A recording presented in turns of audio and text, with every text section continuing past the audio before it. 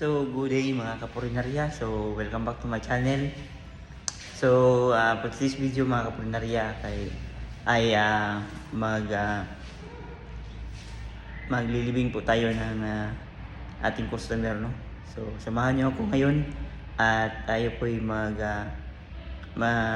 ihatid po natin sa cemetery yung patay na kinuha po natin. So, tara! Let's go mga kapurinarya. So ayan mga kapurinarya, no? So nandito na ako ngayon sa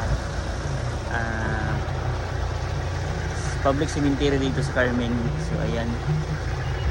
So ito po yung itsura ng ating cemetery dito po na public cemetery. Ayan. At nandun po yung nilibing ko. Kung nakikita mo doon sa likod, may mga tao doon sa likod, yun yung nilibing ko. Yun yung hinatid ko dito sa libingan.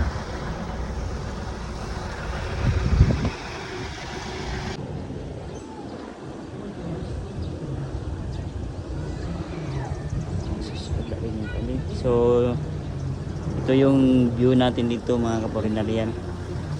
Ayan. So, may din sa mga puno-puno. Marami na din nilibing dito. Ayan, so doon meron naglibing doon. Ayan. Ito po yung mga nicho dito.